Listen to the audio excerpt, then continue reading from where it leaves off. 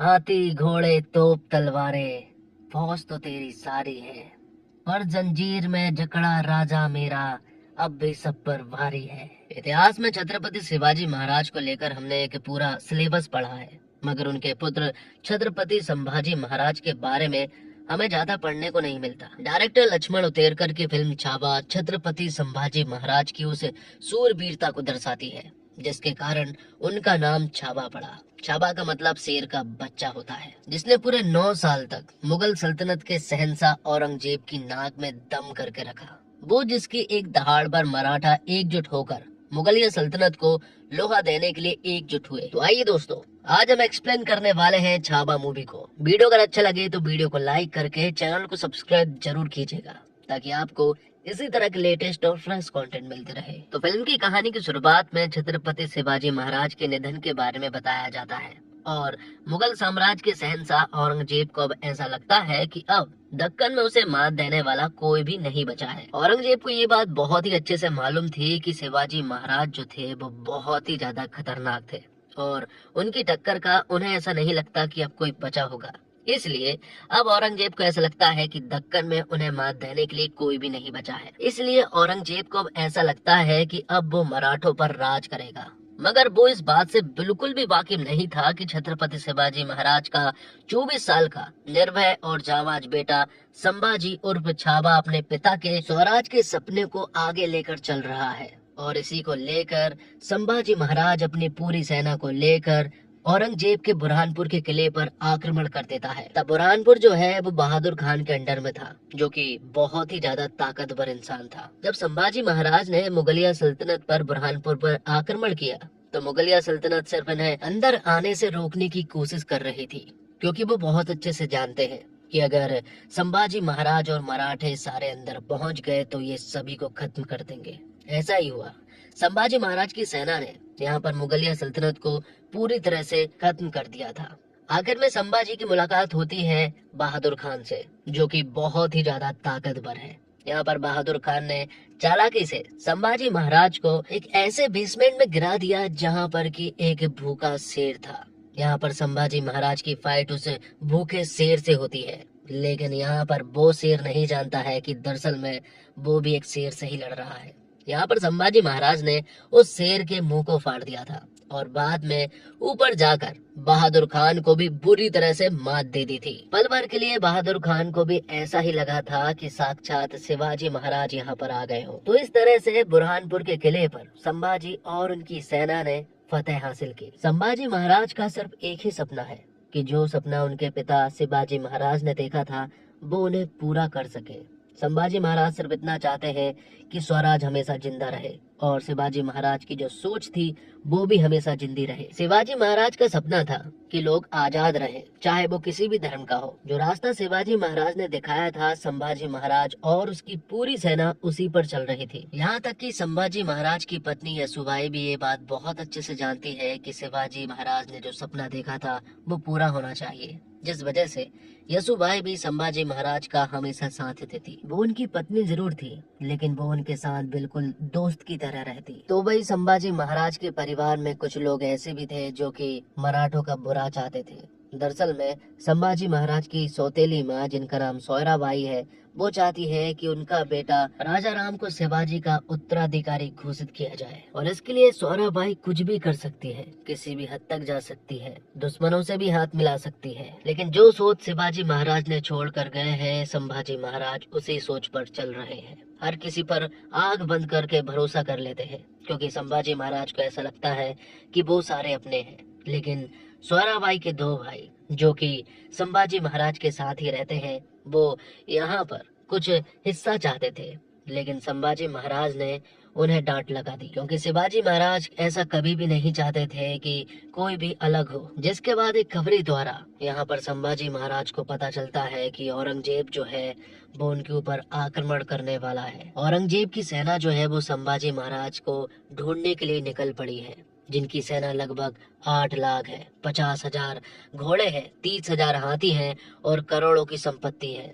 ऐसा लगता है कि औरंगजेब या तो पहली बार ढूंढने के लिए किसी को निकला है या फिर आखिरी बार। संभाजी महाराज भी डरते नहीं है, वो तो उनसे कह देते हैं कि अगर वो गलती से भी रास्ता भटक जाए तो उन्हें सही रास्ते पर पहुंचा देना और हम तक जरूर पहुंचा देना। लेकिन तब तक औरंगजेब का बेटा अकबर जो है वो उत्तर में आ चुका था और वो यहाँ पर हमारे संभाजी महाराज से मिलना चाहता है। लोग इसी बारे में बात कर रहे थे कि आखिर अकबर पर भरोसा किया जा सकता है क्या, क्योंकि औरंगजेब की औलाद अकबर है और अकबर और औरंगजेब के बीच में बिल्कुल भी नहीं पड़ती है, क्योंकि औरंगजेब ने अपने पूरे के पूरे परिवार को खत्म करके राजा बना था और अब अकबर औरंगजेब को खत्म करना चाहता है। लेकिन संभाजी महाराज फिर भी अकबर से मिलना चाहते हैं, इसलिए वो अकबर से मिलने के लिए निकल पड़ते हैं। जब वो जा रहे थे तब संभाजी महाराज अपनी बीवी से मिलते हैं। वो उनसे कहते हैं कि क्या तुम्हें मेरी फिक्र नहीं हो रही है? जिस पर यसुबाई कहती है कि फिक्र तो हो रही है, लेकिन तुम्हारी नहीं बल्कि अकबर की। जिसके बाद संभाजी महाराज अकेले ही अकबर से मिलने के लिए पहुंच जाते हैं।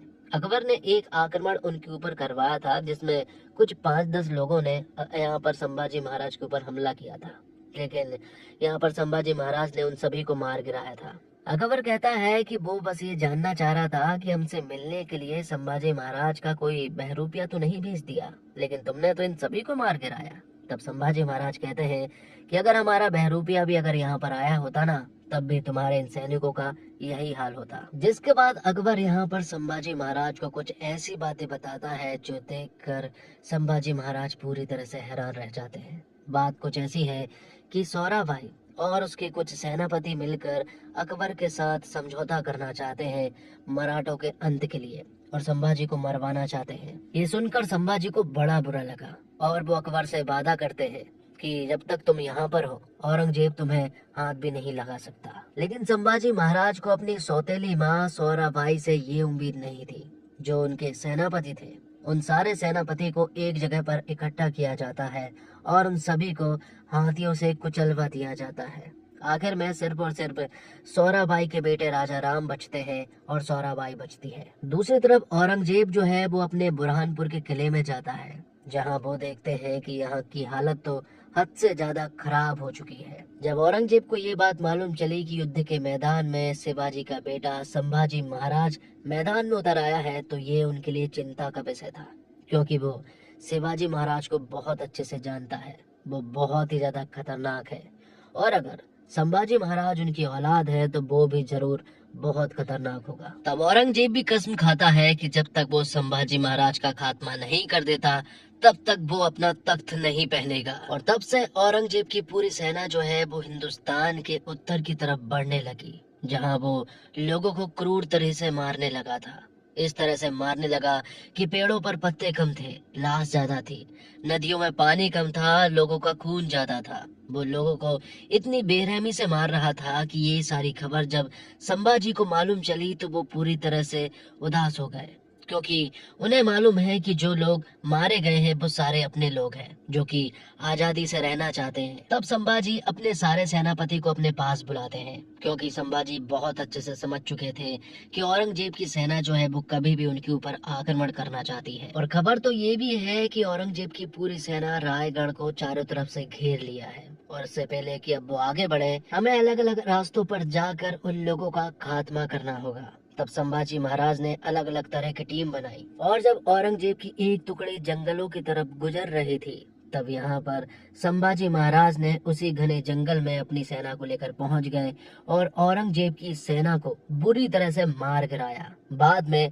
पानियों के रास्ते से जब औरंगजेब की एक टुकड़ी वहीं पर मौजूद थी तब यहाँ पर संभाजी महाराज अपनी एक और सेना लेकर वहां पहुंच गए और औरंगजेब की यहाँ की पूरी सेना को उन्होंने मार डाला था। इसी तरह औरंगजेब की एक सेना जब एक जगह पर आराम कर रही थी तब संभाजी महाराज की एक सेना यहीं पर छिपी हुई थी। जब वो लोग यहाँ पर पहुंचे तो संभाजी महाराज की इस सेना ने उन सभी को मार डाला था। औरंगजेब की एक सेना और भी थी जो कि पानियों के रास्ते से जंगल की तरफ बढ़ रही थी, लेकिन इस बार भी संभाजी महाराज ने उन सभी को मार गिराया था। इस तरह से औरंगजेब की आधी सेना जो है वो खत्म हो चुकी थी। औरंगजेब को भी ये समझ नहीं आ रहा था कि आखिर ये सब कुछ कैसे हो रहा है। तब औरंगजेब के दिमाग में एक आइडिया आया और उसने कुछ मराठों को अपने कब्जे में करने का सोचा, क्योंकि अगर वो लोग हमारे कब्जे में हो गए तो हम यहाँ पर संभाजी महाराज की सारी प्लानिंग को जान लेंगे। तो वही संभाजी महाराज ने भी एक खबर फैला दी कि संभाजी महाराज की एक सेना अंबे घाट की तरफ बढ़ रही है।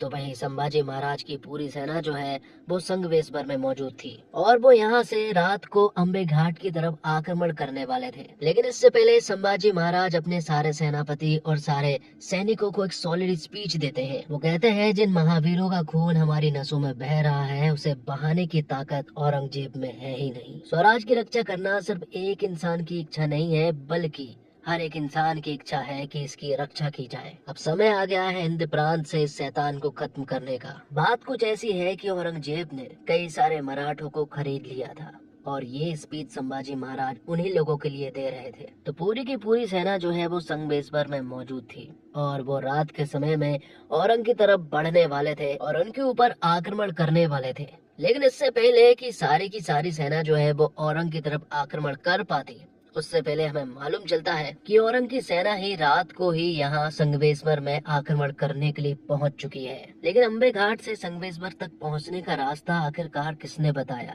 ये रास्ता जरूर सिर्फ एक मराठा ही बता सकता है और वो गद्दार दरअसल में यसुबाई के दोनों भाई थे, जिन्हें संभाजी महाराज अपना मानते थे, लेकिन वो औरंग की साइड हो गए थे।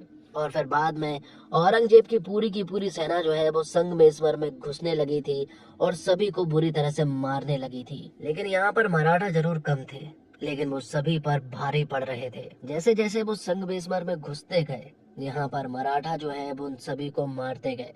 हालांकि यहाँ पर औरंग जो है वो बहुत सारे थे, लेकिन मराठों के पास एक जोश और जुनून था उन लोगों से लड़ने के लिए। और संभाजी महाराज यहाँ पर अपने पिता शिवाजी महाराज की तरह बिल्कुल शेर की तरह लड़ रहे थे। उन्होंने यहाँ पर हजारों लोगों को अकेले ही मार गिराया था। औरंगजेब के सेनापति भी बहुत अच्छे से समझ चुके थे कि जब तक संभाजी महाराज के हाथ खुले हैं तब तक तो वो किसी के भी हाथ नहीं आने वाला। सबसे पहले उसके हाथों को जंजीर से जकड़ लिया जाता है, लेकिन फिर भी संभाजी महाराज अभी भी उन लोगों के ऊपर भारी पड़ रहे थे। जो औरंग के सैनिक संभाजी महाराज के आजू बाजू जंजीरों से उन्हें पकड़े हुए थे, वो अभी भी संभाजी महाराज की दहाड़ से डर रहे थे। यहाँ पर कई सारे सैनिक जो है वो अभी भी संभाजी महाराज का साथ दे रहे थे, लेकिन आखिर में संभाजी महाराज को बंदी बना लिया गया था और फिर बाद में औरंगजेब के पास लेकर चले गए थे। औरंगजेब यहाँ पर संभाजी महाराज को तड़पा तड़पा कर मारना चाहता है। पहले वो उन्हें बहुत ज्यादा टॉर्चर करना चाहता है। वो चाहता है कि संभाजी महाराज की चीखें निकले और संभाजी महाराज बिल्कुल अपनी मौत को मांगने के लिए तड़पे। लेकिन यहाँ पर ऐसा कुछ भी ना हो सका। संभाजी महाराज को 2-3 दिन डेली मारा जाता, लेकिन संभाजी महाराज के मुंह से उफ तक नहीं निकलती। यहाँ औरंगजेब के सैनिकों ने संभाजी महाराज के जख्मों पर नमक लगाने की कोशिश की कि आखिर संभाजी महाराज अब तो तड़पेगा, लेकिन वो तब भी नहीं तड़पे। जब दोनों आंखों में गरम सरिया जो है उनकी आंखों में डाला जा रहा था, तब उनकी आंखें बंद तक नहीं हुई। सामने वाला इंसान खुद कहने लगा कि जनाब आंखें तो बंद कर लीजिए, लेकिन संभाजी महाराज बिल्कुल नहीं डरे और उनके मुंह से तब भी उफ नहीं निकली। बस उनके मुंह से जय जगदम्बा आखिरी तक निकलता रहा। आखिर में औरंगजेब के सैनिकों ने यहाँ पर संभाजी महाराज की जीभ काट दी, लेकिन फिर भी संभाजी महाराज बिल्कुल भी नहीं तड़पे। ये देखकर औरंगजेब को यहाँ शिवाजी से जलन हो रही थी कि आखिर ऐसी बहादुर औलाद उसकी क्यों नहीं है, क्योंकि संभाजी महाराज अपने पिता के बताए हुए रास्तों पर चल रहा था, स्वराज के लिए लड़ रहा था, उनकी सोच को जिंदा रख रहा था। और जब संभाजी महाराज को मारा गया तो उनके मुंह से उफ तक नहीं निकली। ये जीत जरूर औरंगजेब की है, लेकिन ये जीत औरंगजेब को महसूस ही नहीं हुई। तो दोस्तों, जब फिल्म खत्म हो और आपके दाएं तरफ बैठे दर्शक की आंखों में आंसू हो और बाएं तरफ बैठा दर्शक शौक में हो, तो समझ जाइए कि क्या ही कमाल का सिनेमा बना होगा। ऐसी कमाल की फिल्में सालों में बनती है। विकी कौशल वो एक्टर बनते जा रहे हैं जिनका ना सिर्फ स्टारडम बढ़ रहा है, बल्कि वो एक एक्टर के तौर पर भी खुद को आगे बढ़ा रहे हैं। वो नया सीख रहे हैं, नया कर रहे हैं। अपने क्राफ्ट को लेकर उनमें जो गंभीरता है वो उन्हें एक नए मुकाम पर ले आई है और छावा वो करेगी जिसे किसी के भी करियर में करिश्मा कहा जाता है। ये फिल्म कमाल की है और इस फिल्म में विकी ने अपनी आत्मा डाल दी है, खुद को झोंक दिया है और ये बात आप हर फ्रेम में महसूस करते हैं। और एक सीन में जब छत्रपति संभाजी महाराज की पत्नी के भाई छत्रपति शिवाजी महाराज के बारे में कुछ उल्टा कह देते हैं, तो संभाजी महाराज गरज उठते हैं। इस सीन में विक्की की पावर ऐसी है कि थिएटर में बैठा दर्शक कांप जाता है। आखिर में औरंगजेब की बेटी कहती है, संभा अपनी मौत का जश्न मनाकर चला गया और हमें छोड़ गया अपनी जिंदगी का मातम मनाने। ये बताता है कि संभाजी कितने बड़े वीर थे। ये फिल्म देखते हुए आपको लगेगा कि आप इतिहास की उन गलियों में वापस चले गए हैं। आप छत्रपति संभाजी महाराज के शौर्य और उनकी महानता की, उनकी वीरता को बड़े करीब से महसूस करेंगे। फिल्म का हर एक फ्रेम आपको बांध कर रखेगा, पलक झपकाने का मौका भी नहीं देगा। लड़ाई के सीन बहुत ही सुपर है, बिल्कुल भी नकली नहीं लगते। परफॉर्मेंस इस फिल्म को एक अलग स्केल पर ले जा लेती है। आप इतिहास की इस कहानी को जानकर गर्व महसूस करते हैं कि हम उस देश में रहते हैं जहां छत्रपति संभाजी महाराज जैसे वीर पैदा हुए। आखिर का आधा घंटा इतना ज्यादा हिला डालेगा कि आपको नॉर्मल होने में वक्त लगेगा। और विकी कौशल अपने करियर का बेस्ट दिया है। वो हर फिल्म में खुद को और आगे ले जा रहे हैं। अपने काम को वो कितनी गंभीरता से ले लेते हैं, इसका अंदाजा आपको ये फिल्म अच्छे से दे देती है। उनकी स्क्रीन प्रेजेंस में एक करिश्मा नजर आता है। डायलॉग डिलीवरी कमाल की है। हर तरह के इमोशन को विकी ने जिया है और ये फिल्म यह भरोसा भी दे देती है कि अगली फिल्म में विकी इससे भी बेहतर करेंगे। ये उनके स्टारडम को कई लेवल ऊपर ले गई है। रश्मिका मंदाना का काम अच्छा है, वो स्क्रीन पर एक अलग करिश्मा पैदा करती है। इस किरदार के लिए उनकी मेहनत नजर आती है। अक्षय खन्ना को देखकर लगता है कि अगर औरंगजेब होता तो खुद कंफ्यूज हो जाता कि असली वाला कौन सा है। उनका काम इतना कमाल का है। विनीत कुमार सिंह शानदार है। कवि कलेश के किरदार में उन्होंने जान डाल दी है। क्लाइमैक्स से पहले उनके सीन पर गजब तालियां बजती है। और इस फिल्म को लक्ष्मण उतेरकर ने डायरेक्ट किया है। हिंदी मीडियम, लुका छुपी, मिमी जैसी फिल्म बनाने वाले लक्ष्मण ने यहाँ कुछ अलग काम किया है। इतिहास के ऐसे वीर पर फिल्म बनाना आसान नहीं होता। थोड़ा भी यहाँ वहाँ तो आप पर सवाल खड़े हो जाते हैं। लक्ष्मण ने यहाँ अपना काम ईमानदारी से किया है। ऐसे वीर की कहानी को लोगों तक पहुंचाने के लिए उनकी तारीफ होनी चाहिए। तारीफ फिल्म को बनाने वाले मैडॉक फिल्म्स और दिनेश बिजान की भी होनी चाहिए कि उन्होंने ऐसी फिल्म की कहानी को चुना और उसे सही आकार दिया। और मराठा साम्राज्य के पहले छत्रपति शिवाजी महाराज की कहानी कौन नहीं जानता। शिवाजी ने मुगलों को कड़ी टक्कर दी थी। उनके निधन के बाद अपनों के साथ साथ दुश्मनों ने भी उनके जाने का शौक मनाया। जब सोचा जा रहा था कि शिवाजी के मराठों का कोई नहीं रहा, तब उनके बेटे संभाजी महाराज ने मराठा साम्राज्य की कमान संभाली और मुगल शासक औरंगजेब को नाको चने चब्बा दिए। विकी कौशल ने संभाजी महाराज के रोल को काफी बढ़िया तरीके से निभाया है। पर्दे पर आप उनकी मेहनत को देख सकते हैं। एक इंटरव्यू में उन्होंने कहा था कि डायरेक्टर लक्ष्मण उतेरकर ने उन्हें शेर जैसा लगने को कहा था और इसमें बिल्कुल विकी जो है वो सफल रहे हैं। फिल्म में एक सीक्वेंस के दौरान आप उन्हें एकदम अपने किरदार में खोया पाएंगे। यहाँ युद्ध के बीच संभा मुगलों की सेना में लड़ाई लड़ रहे हैं। उनके साथ ही एक एक करके ढेर हो रहे हैं, लेकिन संभाजी की हिम्मत अलग ही है। 1000 सैनिक एक संभा को रोक पाने में नाकाम रहे हैं। बेड़ियों में जकड़े जाने के बाद भी उनके करीब जाने में लोगों के पसीने छूट रहे हैं। यही सीन आपको बताता है कि विकी कौशल कितने बढ़िया कलाकार हैं। स्क्रीन पर उनका ये रूप देखते हुए आपके दिल की धड़कनें बढ़ जाती हैं। इमोशनल सीन में भी विकी कौशल आपका दिल छू जाते हैं। उनके मन के अंदर की कश्मकश आपको महसूस होती है। संभाजी की पत्नी यसुबाई के किरदार में रश्मिका मंदाना ने विकी का पूरा साथ देने की कोशिश की है। दोनों के साथ में सीन अच्छे हैं। रश्मिका एक रानी के रूप में कुछ सीन में अच्छी लगी है। विलेन औरंगजेब के रूप में अक्षय खन्ना को पहचान पाना काफी मुश्किल है। मेकअप लैब के कमाल के प्रोस्थेटिक में अक्षय बेहतरीन लग रहे हैं। लुक के साथ साथ उनका काम भी काफी बढ़िया है। बूढ़े औरंगजेब के सामने जब छाबा संभाजी खड़ा होता है तो आप उसके मन की जलन को देख सकते हैं कि वो चाहता है कि उसके पास भी कोई ऐसा योद्धा हो जो दूसरों को इतनी कड़ी टक्कर दे सके। अक्षय खन्ना अपनी नजरों बेहतरीन काम कर रहे हैं। उनकी आंखें, उनके अंदर की नफरत दूसरों में उनके खौफ और भारत को अपना बनाने के लालच की गवाही देती है। शांत लेकिन क्रूर शासक के रूप में अक्षय आपको डराते हैं। इसके अलावा फिल्म में दिव्या दत्ता, डायना पेंटी, अनिल जॉर्ज, आशुतोष राणा संग कई बढ़िया एक्टर्स हैं। हालांकि किसी को भी ज्यादा स्क्रीन टाइम नहीं मिला। ये सभी अपने रोल्स में अच्छे हैं। लेकिन कम स्क्रीन टाइम चलते आप उन्हें खास कमाल करते नहीं देखते।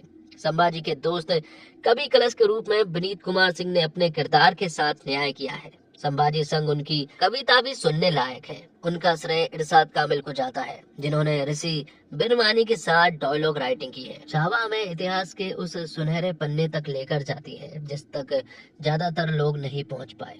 छावा के जरिए अपने राज्य के लिए, अपने पिता के सपने के लिए, अपनी प्रजा के लिए हंसते हंसते अपनी जान न्यौछावर करने वाले एक धुरंधर योद्धा की कहानी लक्ष्मण उतेरकर बड़ी ही शिद्दत से हमारे सामने पेश करते हैं। विकी कौशल अपनी एक्टिंग से ये बताते हैं कि हमारे देश का इतिहास कितना गौरवशाली रहा, जो यहाँ छत्रपति संभाजी महाराज जैसे वीर पुरुष जन्मे हैं। मुगलों की लाखों की सेना के सामने कुछ हजार लोगों के साथ लड़ना आज भी नामुमकिन सा लगता है, लेकिन जिस बहादुरी से छत्रपति संभाजी महाराज ने वो कर दिखाया, वो बहादुरी आज के समय में लॉजिक से चलने वाली ऑडियंस तक पहुंचाना इस फिल्म का सबसे बड़ा चैलेंज था। लेकिन ये चैलेंज लक्ष्मण उतेरकर और विकी कौशल के साथ मिलकर बखूबी निभाया है, क्योंकि ये सीन देखकर कोई सवाल दिमाग में नहीं आता, सिर्फ गर्व महसूस होता है। दरअसल इस फिल्म को बनाते हुए लक्ष्मण उतेरकर के कंधों पर बैठा हुआ जिम्मेदारी का बोझ फर्स्ट हाफ में साफ नजर आता है। फिल्म में पूरी तरह से ध्यान दिया रखा है कि किसी को भी गलत तरीके से पेश ना किया जाए। छत्रपति संभाजी महाराज हो, अनाथी पंथ हो, सोयराबाई हो, छत्रपति संभाजी महाराज से जुड़े हर किरदार का कैरेक्टराइजेशन इतना ध्यान से किया गया है कि थिएटर में बैठे भी हम लक्ष्मण उतेरकर के कंधों पर बैठा हुआ प्रेशर महसूस कर पाते हैं। और क्यों ना हो, अब लोगों बड़े बड़े डिस्क्लेमर के बावजूद फिल्में मनोरंजन के लिए देखते हैं। अगर कुछ थोड़ा सा ड्रामा किरदार में शामिल किया जाए तो शायद कल उठकर सोयराबाई या अनाथी पंथ के रिश्तेदार फिल्म को बैन करने की मांग भी कर सकते।